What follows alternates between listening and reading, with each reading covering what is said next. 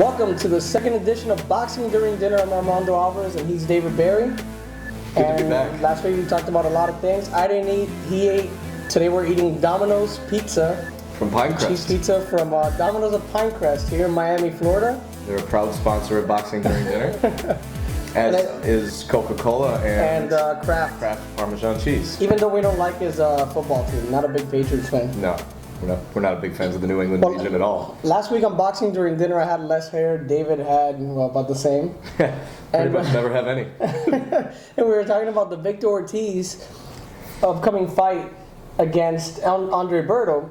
And let me just say off the bat to Victor Ortiz, I'm sorry for ever doubting you.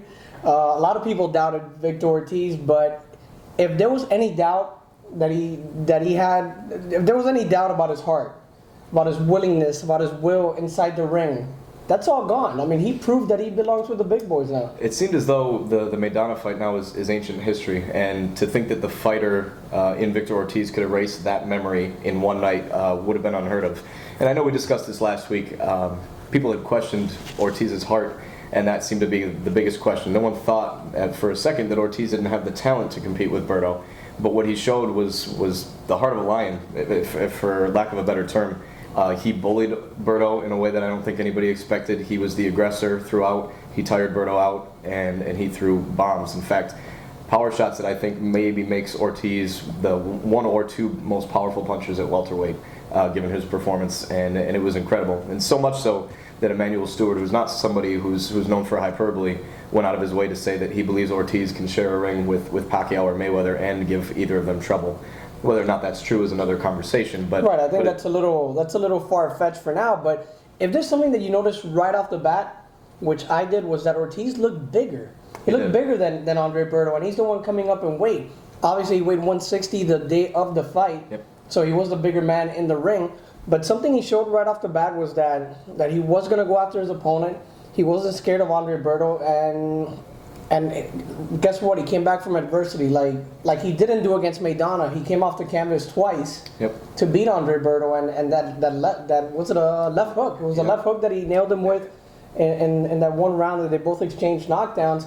And then the rest of the fight, it just seemed Berto was gassed and Ortiz did enough to win. It was interesting. Every time Berto was on the ropes and had the kind of drawing him in, trying to say, come, fight me on the ropes, to me was an implication that Berto was tired and didn't have the legs to try to fight around the ring. And Berto's a quick fighter and pretty decent on his feet. So it was interesting to see him resort to having to play off of the ropes, and it was just never his fight. Ortiz controlled it from bell to bell, and I think it was really clear who the better fighter was that night.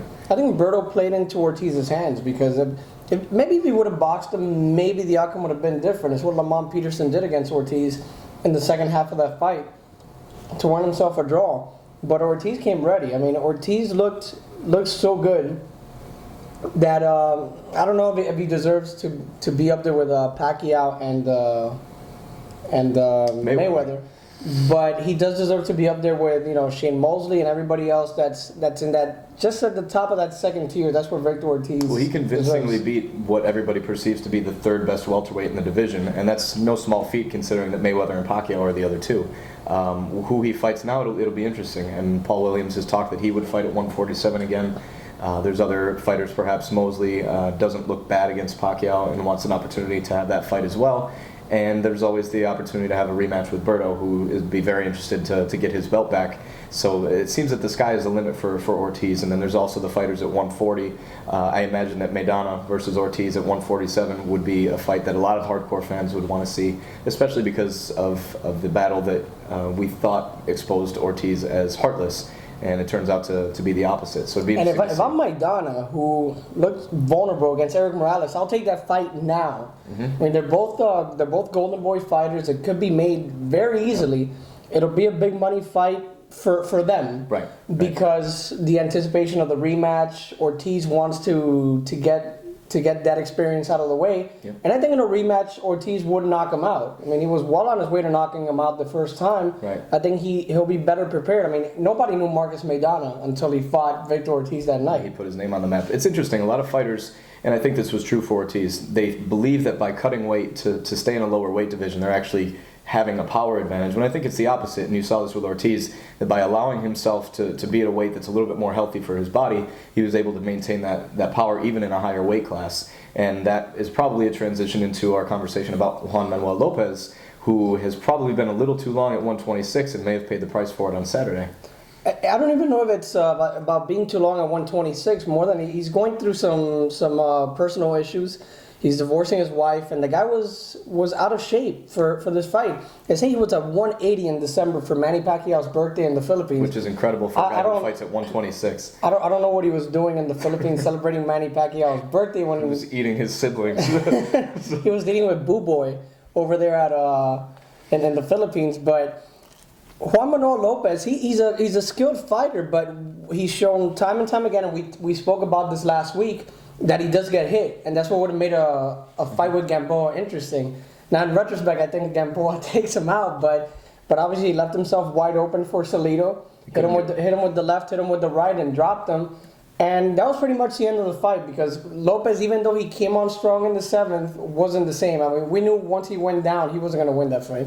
And it seemed as if Salido could throw the right hand at any time and had no problem missing with it.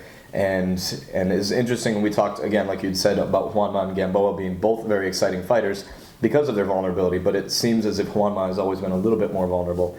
And it was exposed. We made that comment last week, how Salido shouldn't have the power to test Juanma's chin. But when you can't get out of the way of a right hand constantly, time after time, it's going to take its toll, and it did.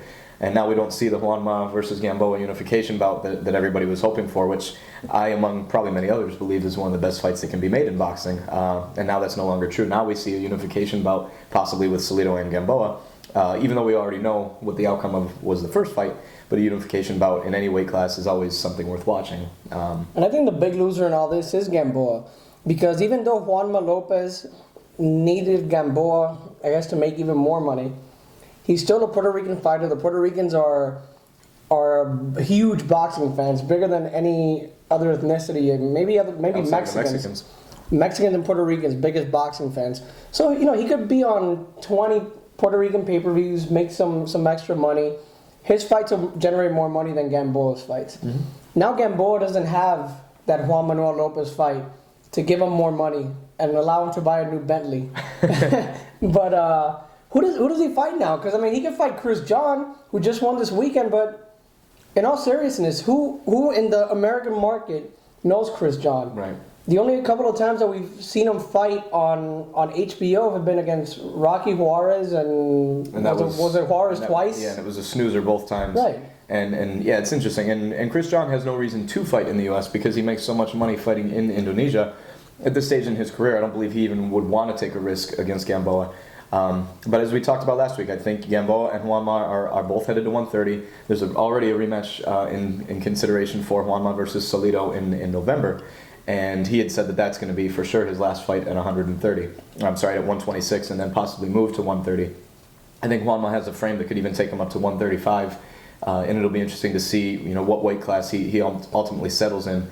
But I don't think you've seen the last of Juanma. He's too talented and he's too powerful. I believe that ultimately he's an example of somebody who will carry his weight pretty well with power into the higher weight classes, and hopefully those chin questions can disappear as he's a little bit more comfortable at the weight as well. But as you said, the divorce, a lot of tumultuous things going on. Probably not counting on Salido to deliver the type of fight that he did. He was a 10-1 underdog and came out just guns blazing. But it's a lot of soul searching for Ortiz. I'm sorry, for Berto and for Juanma after this weekend. I wonder who threw that money on Salido in Vegas. But before we talk about this weekend's fights, something that transpired this week is that the Margarito Cotto fight will now occur in September and not July. Who do you think that benefits more? Margarito. I think after Cotto's fight with Mayorga. It was interesting. I think Cotto needed the confidence boost against somebody who wasn't feather-fisted like Yuri Foreman was. But Margarito only stands to gain. He'll have time to really heal, not just physically but mentally, after the type of beating he took from Manny Pacquiao. And I also think that at 154 pounds, Cotto is still powerful, which I think he proved against both of his past two opponents in the division. but Margarito looked ripped and powerful at 150 against Manny Pacquiao. The extra 4 pounds really think is better suited towards Margarito. But it'll be interesting to see just how much each of these guys has left. I still think that this is an excellent fight either way, but it won't be fought on the same level as the first one was. Both of these guys have taken a lot of beatings since. But I think it's a fight that any boxing fan will want to see. It'll be a very competitive fight just because of the point in their careers that they're in. They were both damaged by Manny Pacquiao, severely, and Margarito even more by Shane Mosley before that. So I mean I think Cotto does have the advantage, but something else we saw this week is that Margarito's trying to play himself into the Canelo Alvarez sweepstakes because he kind of went off on De La Hoya, said a few things about De La Hoya and Alvarez, and trying to position himself in that fight. So, I mean, we'll see. Canelo Alvarez has a mandatory now against Ryan Rhodes, which he's going to win easy. And then, you know, once he fights somebody legit, I don't think the kid will win. But special guest entering Boxing During Dinner, our dear friend Anna. That's what happens during boxing during dinner. People just show up. Anything can happen during Boxing During Dinner, including special guests, NBA playoffs. I have an empty plate, so Boxing During Dinner is absolutely a success once again. So Victor Ortiz, going back to him because I just want to touch on this subject. Ortiz, like we were saying, he's probably one of the most dangerous, most entertaining fighters in boxing. Who would you want to see him fight? Because Pacquiao Mayweather, I think it's out of the picture.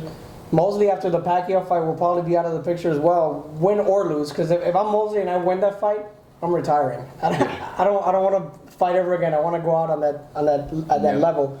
Who do you really want to see him against, other than Maidana? That would be a stellar war. Just knowing the type of fighter he is. It's really tough to say because at 147, it's the same thing that Andre Berto faced. Was either you fight a bunch of no names with alphabet straps, and then you can't put together a fight with Pacquiao or Mayweather.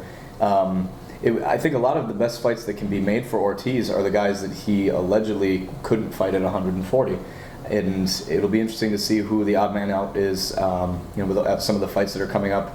I know Matisse and Devin Alexander are fighting. It'd be interesting to see maybe the winner of that fight move to 147 and possibly challenge Ortiz. But the Maidana fight is the best fight. They're both coming off of victories, and Maidana, I believe, wants that fight. It's one of the biggest money fights that he can make at this point.